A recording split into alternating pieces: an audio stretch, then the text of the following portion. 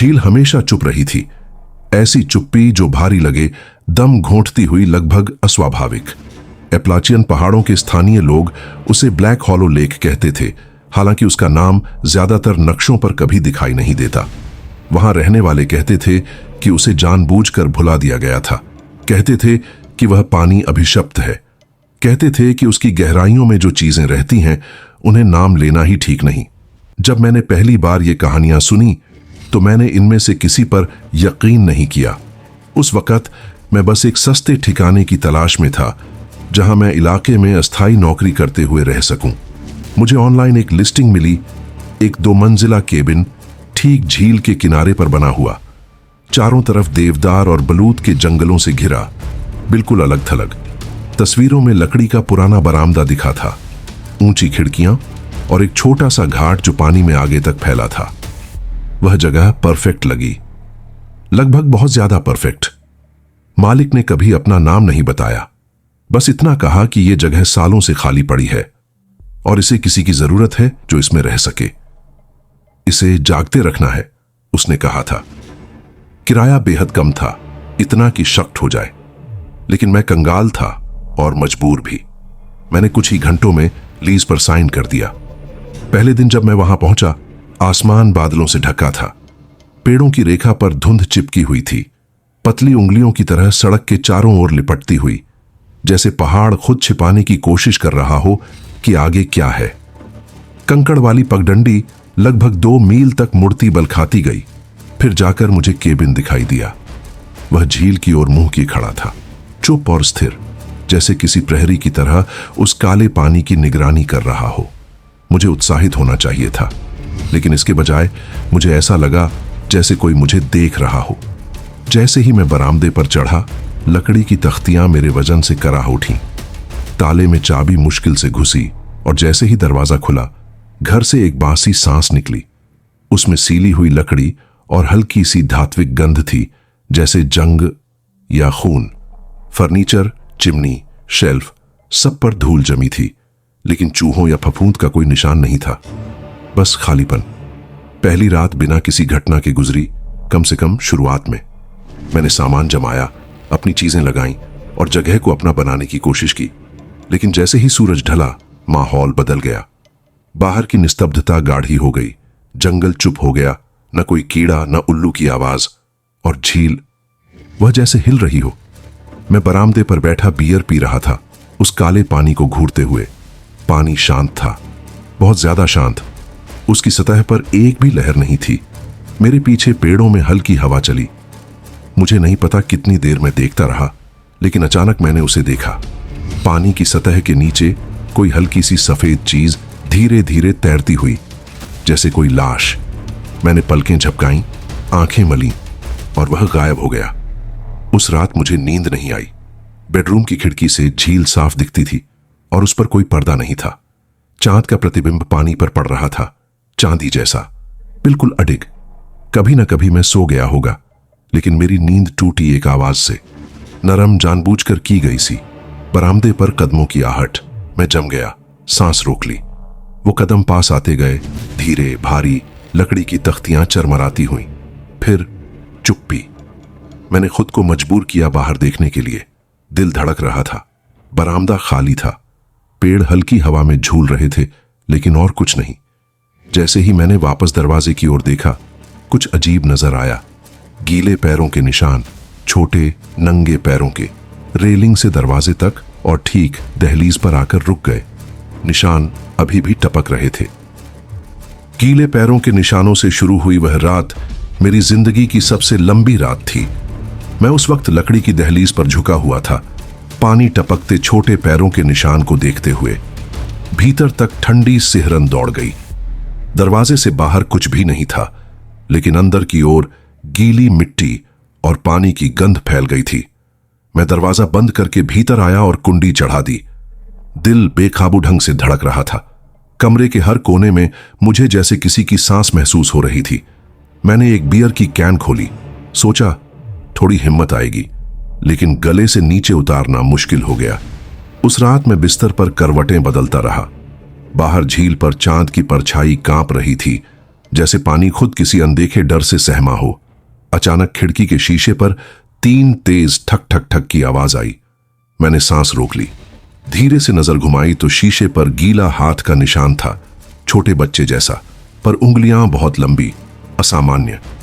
मैंने तकिया मुंह पर दबा लिया और बिस्तर में दुबक कर लेट गया। उस रात मैं लगभग जागता ही रहा। हर मिनट एक युग सा लग रहा था। सुबह हुई तो निशान गायब थे, लेकिन कमरे का फर्श अब भी नमी से भरा हुआ था। लकड़ी गीली थी, जैसे पूरी रात उस पर पानी बहता रहा हो। अगली शाम तक मैं बेचैन था। सोच रहा था शायद ये सब मेरी कल्पना हो, लेकिन जैसे ही अंधेरा फैला, माहौल फिर बदल गया। रात गहरी हुई और दीवारों से वही धीमी खटखटाहट शुरू हुई। थक थक थक। पहले एक कोने से, फिर दूसरे कोने से, जैसे कोई अंदर घुसने का रास्ता ढूंढ रहा हो। मैंने लाइटें जला दी, लेकिन रोशनी भी किसी काम की नहीं लग रही थी। दीवारें मानो सांस ले रही हों। उनकी लकड़ी हल्के हल्के फूल रही थी और सिकुड़ रही थी। फिर अचानक दरवाजे पर दस्तक हुई। धीरे धीरे, लगातार, ठक ठक ठक। मेरी हिम्मत जवाब देने लगी। मैंने खिड़की से बाहर झांका। झील शांत थी, हवा तक नहीं बह रही थी, लेकिन दरवाजे पर भीगते पैरों की आवाज अब साफ सुनाई दे रही थी। मैं धीरे धीरे पीछे हटता गया। तभी दरवाजा खुद ब खुद हल्का सा खुला, जैसे किसी ने भीतर से धक्का दिया हो। दरवाजे की चौखट पर वही छोटे पैरों के गीले निशान फिर उभर आए। इस बार वे कमरे के बीच तक बढ़े। मैंने बेतहाशा हिम्मत जुटाई और दरवाजा पूरी ताकत से बंद करके ताला डाल दिया। मगर तभी ऊपर की मंजिल से एक भयानक आवाज आई। ऐसा लगा जैसे कोई भारी चीज लकड़ी के फर्श पर घसीट रहा हो। मैं कांपते हुए सीढ़ियों की ओर देखने लगा। ऊपर अंधेरा था, लेकिन वहां से पानी टपकने की आवाज आ रही थी। टप टप टप। मैं हिम्मत करके एक एक सीढ़ी चढ़ने लगा। हर कदम पर लकड़ी चरमराती। ऊपर पहुंचकर देखा, गलियारे में गीले पैरों के निशान थे और वे सीधे उस कमरे की ओर जाते थे जिसकी खिड़की झील की ओर खुलती थी। मैं धीरे धीरे दरवाजे तक पहुंचा। दरवाजा आधा खुला था, भीतर घुप अंधेरा। मैंने मोबाइल की टॉर्च जलाई और तभी मुझे दिखाई दी एक लड़की, छोटी, 10-12 साल से ज्यादा नहीं। उसके लंबे काले बाल पूरे गीले थे, चेहरा आधा ढंका हुआ, सफेद ड्रेस उसके शरीर से चिपकी हुई, पानी टपकता हुआ। वह कमरे के कोने में खड़ी थी, मेरी ओर पीठ किए हुए। कौन हो तुम? मेरी आवाज कांप गई। लड़की धीरे धीरे पलटी। उसके चेहरे पर कोई आंखें नहीं थीं, बस काले गहरे गड्ढे।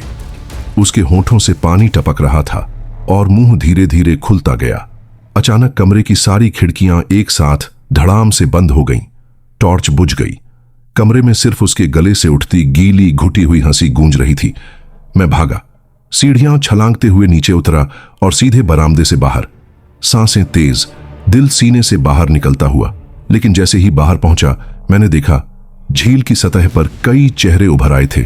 दर्जनों, मर्द, औरतें, बच्चे, सबके चेहरे सड़े गले, आंखें खाली, मुंह खुले हुए। वे सब एक साथ मुझे घूर रहे थे। आओ, उनकी फुसफुसाहट मेरे कानों में गूंज रही थी। हमारे पास आओ। अगले दिन मैं शहर भागने का सोच रहा था। गाड़ी तक पहुंचा, लेकिन इंजन स्टार्ट ही नहीं हुआ। बैटरी एकदम खाली, जैसे किसी ने जानबूझकर निकाल दी हो। मैं निराश होकर वापस लौटा। भीतर कदम रखते ही ठंडी हवा का झोंका लगा। दीवारों पर पानी बह रहा था, जैसे पूरा घर धीरे धीरे झील में बदल रहा हो। उस रात उन्होंने मुझे चैन से बैठने नहीं दिया। दीवारें लगातार धड़कती रहीं, जैसे दिल की तरह। फर्श के नीचे से खुरचने की आवाजें, जैसे कोई वहां रेंग रहा हो। फिर अचानक बिस्तर हिलने लगा। गद्दे के नीचे से आवाज आई, ठक ठक ठक, जैसे कोई भीतर फंसा हो। मैं चीखना चाहता था, मगर आवाज गले में ही अटक गई। धीरे धीरे बिस्तर के नीचे से एक हाथ निकला, सफेद, सूजा हुआ, पानी से टपकता। फिर दूसर। झील के किनारे मैं खड़ा था, लेकिन पैरों के नीचे जमीन धीरे धीरे पीछे खिसक रही थी, जैसे अदृश्य हाथ मुझे भीतर खींच रहे हों। मेरे शरीर का हर रोम कांप रहा था, लेकिन दिमाग सुन्न। मैंने जोर लगाया, पीछे हटने की कोशिश की, मगर पैर जकड़े हुए थे। मिट्टी पत्थर की तरह सख्त हो गई थी। पानी के भीतर से लड़की का चेहरा साफ दिख रहा था। वह मुस्कुरा रही थी। उसकी मुस्कान में मासूमियत नहीं, बल्कि नफरत भरी भूख थी। उसके पीछे और चेहरे उभरने लगे। बच्चे, औरतें, बूढ़े, सबके होंठ एक साथ हिल रहे थे। आ जाओ, अब तुम हमारे हो। आवाजें मेरे सिर के भीतर गूंज रही थीं। कान दबाने पर भी आवाज कम नहीं हो रही थी। अचानक पानी की सतह फट गई और दर्जनों हाथ बाहर निकले। गीले, सूजे हुए, काले नाखूनों वाले हाथ। उन्होंने मेरी पिंडलियों को पकड़ा और जोर से खींचा। मैं जमीन पर गिर पड़ा और मिट्टी घिसटती हुई झील की ओर बढ़ने लगा। मेरे नाखून मिट्टी में धंस गए, लेकिन जमीन फिसलन भरी थी। नहीं, नहीं! मेरी चीख पहाड़ों में गूंज गई, मगर जवाब में सिर्फ पानी की लहरें उठीं। झील की ठंडी सतह मेरे पैरों को छूने ही वाली थी कि अचानक मेरे पीछे से कुछ फटा। धड़ाम! केबिन का मुख्य दरवाजा अपने आप खुला और भीतर से तेज रोशनी निकली। वह रोशनी झील पर पड़ी और सब हाथ अचानक पीछे हट गए। लड़की का चेहरा तड़प उठा। उसकी मुस्कान चीख में बदल गई। मैं हांफता हुआ पीछे लुढ़का, मिट्टी और पत्तों से लथपथ। रोशनी बुझते ही सब सामान्य हो गया। झील फिर शांत, जैसे कुछ हुआ ही ना हो। लेकिन मुझे पता था, यह झील अब मुझे छोड़ने वाली नहीं। मैं केबिन लौट आया। दरवाजा अपने आप बंद हो गया और घर के भीतर घुप अंधेरा। मैं कांपते हुए फर्श पर बैठ गया। सांसें टूट रही थीं। तभी दीवार से धीमी फुसफुसाहट शुरू हुई। तुम अब बच नहीं सकते। हम तुम्हें ले ही लेंगे। यहां कोई नहीं सुन पाएगा। आवाजें अलग अलग गले से आ रही थीं। मर्द, औरतें, बच्चे। वे दीवारों के भीतर रेंग रहे थे, लकड़ी खुरच रहे थे। फर्श के नीचे से भी आवाजें आईं, फिर छत से। पूरा घर अब किसी कब्र की तरह लग रहा था जिसमें मैं कैद था। मैं भागना चाहता था, लेकिन कार पहले ही जवाब दे चुकी थी।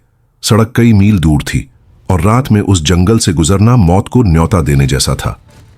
मैंने तय किया कि सुबह होते ही पैदल निकल जाऊंगा। लेकिन रात कैसे काटूं? मैंने चूल्हे में आग जलाई।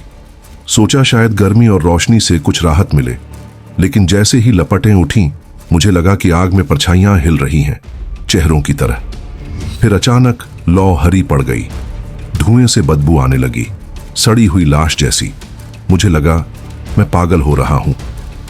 करीब आधी रात खिड़की के शीशे पर टकराने की आवाज आई। ठक ठक ठक।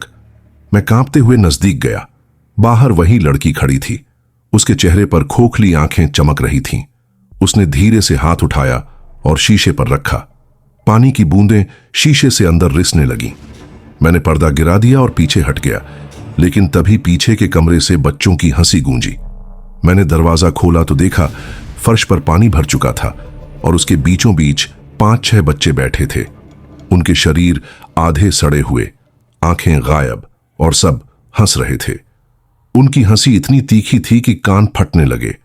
मैं बेतहाशा चीखा। बच्चे अचानक चुप हो गए और एक साथ मेरी ओर देखने लगे।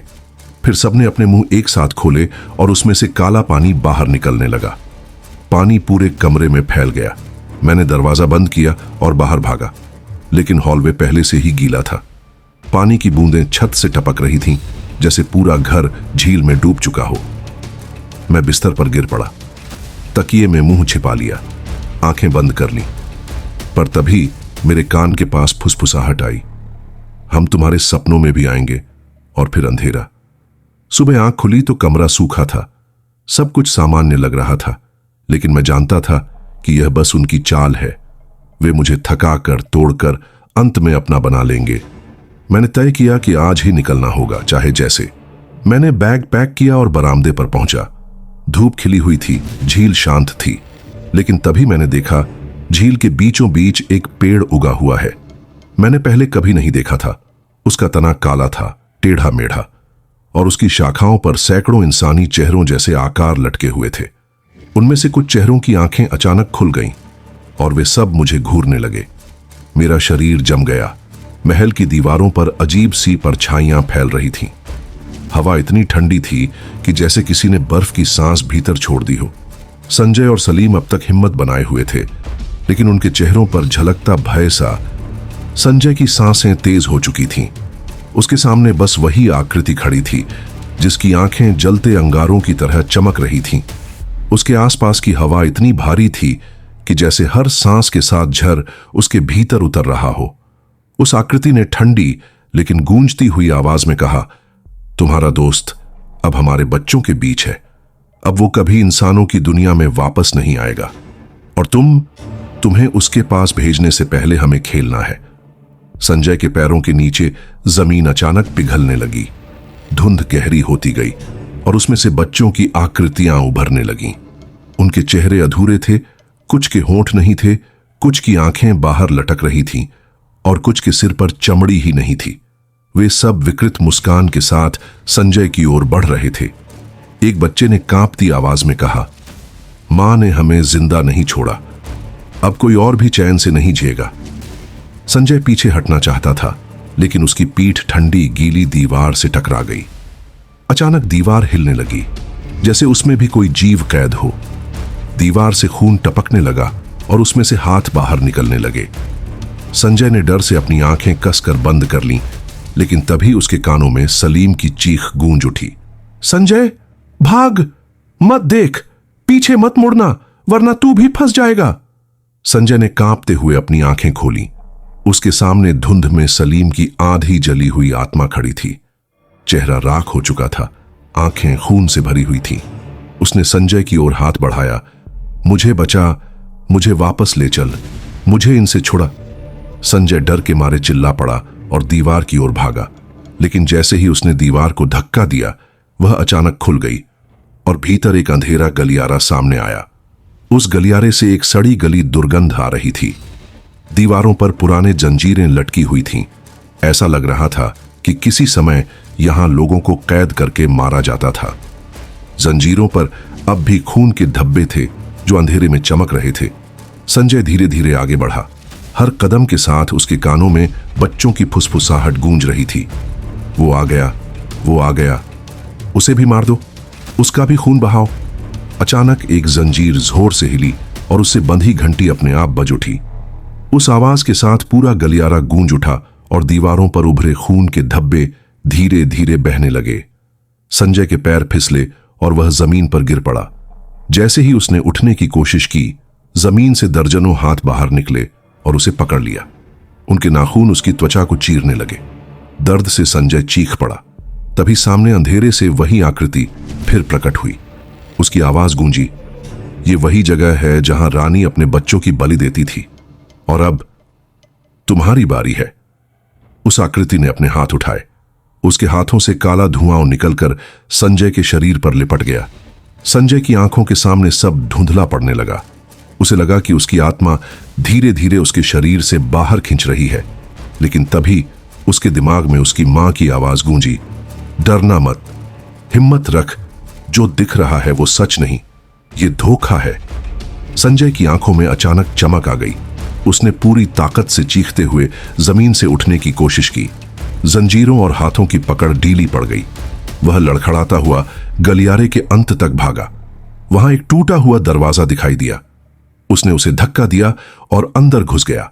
दरवाजा बंद होते ही चारों ओर सन्नाटा छा गया, लेकिन जो दृश्य उसके सामने था, उसने उसका खून जमा दिया। कमरे के बीचों बीच एक विशाल सिंहासन रखा था और उस पर बैठी थी वही रानी। उसकी आंखें खाली थीं, लेकिन चेहरे पर एक भयावह मुस्कान थी। उसके पैरों के पास छोटे छोटे बच्चों की खोपड़ियां बिखरी हुई थीं। दीवारों पर मंत्र लिखे हुए थे और बीच में आग का गोल घेरा जल रहा था। रानी ने धीरे से अपना सिर उठाया और बोली, तो तुम यहां तक आ ही गए, अब जान लो ये महल क्यों जिंदा है। संजय का शरीर कांप रहा था। उसने अपने हाथ जोड़ते हुए कहा, मुझे जाने दो, मैं बस गलती से यहां आ गया। रानी की हंसी पूरे महल में गूंज उठी। यहां जो एक बार आ गया वो कभी वापस नहीं जा सकता। संजय ने पीछे मुड़कर दरवाजा खोलना चाहा, लेकिन दरवाजा गायब हो चुका था। चारों ओर अब बस वही आग का घेरा था और रानी की आंखें, जो अब खून की तरह लाल हो चुकी थीं। संजय का गला सूख चुका था। उसका दिल इतनी तेज धड़क रहा था कि मानो सीने से बाहर निकल जाएगा। रानी धीरे धीरे अपने सिंहासन से उठी। उसकी चाल धीमी थी, लेकिन हर कदम पर जमीन कांप उठती थी। उसने संजय की आंखों में सीधे देखते हुए कहा, तुम इंसान सोचते हो कि यह झील बस पानी का टुकड़ा है, लेकिन यह हमारी कब्र है, हमारा मंदिर है, और अब तुम्हारा भी। जैसे ही उसके शब्द पूरे हुए, कमरे की दीवारें बदलने लगीं। पत्थरों की जगह वहां पानी लहराने लगा। दीवारों से टपकता पानी अचानक धारा बन गया और कमरे में फैलने लगा। संजय के टखनों तक ठंडा पानी पहुंच गया। संजय चिल्लाया, कौन हो तुम? क्या चाहती हो मुझसे? रानी ने अपने दोनों हाथ फैलाए। उसके चेहरे पर अब मुस्कान नहीं थी, बल्कि भयानक क्रोध झलक रहा था। हम वो हैं जिन्हें इंसानों की लालच ने धोखा दिया। इस झील के नीचे हमारा गांव डूबा, हमारे बच्चे डूबे और हम सबको भुला दिया गया। अब हर इंसान जो यहां आता है उसका खून हमें जीवित रखता है। संजय पीछे हटने लगा। पानी अब उसकी कमर तक पहुंच चुका था। अचानक पानी की सतह से छोटे छोटे सिर बाहर निकलने लगे। बच्चे, लेकिन उनके चेहरे फूले हुए, आंखें बाहर निकली हुई। वे सब एक साथ बोलने लगे, हमारे साथ खेलो, हमेशा के लिए। संजय ने डर के मारे दीवार पकड़ ली, लेकिन दीवार भी पानी में घुल चुकी थी। अब चारों तरफ सिर्फ झील थी, बीच में वह और सामने रानी। अचानक रानी ने अपनी लंबी उंगलियां उठाईं और उन्हें फैलाया। उसकी नाखूनों जैसी उंगलियां हवा में घूमी और पानी से सलीम का शव ऊपर तैरने लगा। उसका चेहरा नष्ट हो चुका था, आंखें खाली, लेकिन होंठ हिल रहे थे। भाग मत संजय, अब तू भी मेरे साथ रहेगा। संजय ने चीख मारते हुए आंखें बंद कर लीं। तभी उसके भीतर किसी अदृश्य ताकत ने जागने जैसा महसूस हुआ। उसे अपनी मां की आवाज याद आई, जो डर दिखता है वो असली नहीं होता, धोखा तोड़ तब तू बचेगा। उसने गहरी सांस ली और अपनी आंखें खोलीं। उसने देखा कि सलीम का शव धीरे धीरे धुंध में बदलकर गायब हो रहा था, लेकिन बच्चे अब भी मौजूद थे और रानी का चेहरा और ज्यादा भयानक हो चुका था। उसकी आंखों से खून टपकने लगा।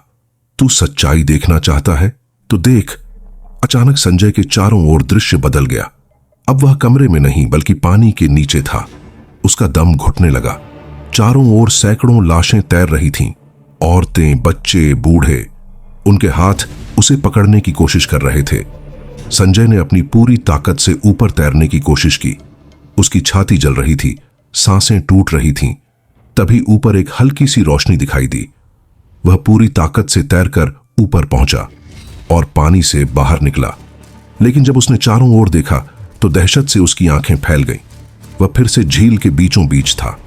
वही टूटी हुई नाव, वही गहराई का सन्नाटा। किनारा कहीं दिखाई नहीं दे रहा था और पानी की सतह से दर्जनों हाथ ऊपर उठ रहे थे। वे हाथ नाव को पकड़कर नीचे खींचने लगे। संजय ने कांपते हुए नाव से चप्पू उठाया और उन हाथों को मारना शुरू किया। हर बार जब वह वार करता, हाथ पानी में गायब हो जाते, लेकिन उनकी जगह और हाथ निकल आते। झील की गहराई से वही आवाज गूंजी, भाग ले जितना भाग सकता है, लेकिन अंत में तो तू भी हमारे बीच आएगा। अचानक नाव के नीचे से कुछ टकराया, इतनी ताकत से कि नाव हिलकर लगभग पलट ही गई। संजय ने झुककर पानी में देखा और उसका खून जम गया। नीचे वही रानी थी। उसका चेहरा भयानक रूप से लंबा हो चुका था, जबड़ा आधा फटा हुआ, आंखें लाल आग की तरह चमकती हुई। उसने नाव के नीचे से झटका दिया और नाव उलट दी। संजय पानी में जा गिरा। ठंडा पानी उसकी नसों में उतर गया। वह चीखना चाहता था, लेकिन आवाज पानी में दब गई। उसने तैरकर ऊपर जाने की कोशिश की, लेकिन किसी ने उसके पैर पकड़ ली। नीचे खींच रहे थे और खींचते हुए गहराई में ले जा रहे थे। सैकड़ों विकृत चेहरे उसके चारों ओर घूम रहे थे। सब एक साथ बोल रहे थे, हमारे साथ रहो, हमेशा हमेशा। संजय की आंखों में अंधेरा छाने लगा। उसकी सांसें टूट रही थीं और तभी एक सफेद रोशनी अचानक पानी के अंदर चमकी।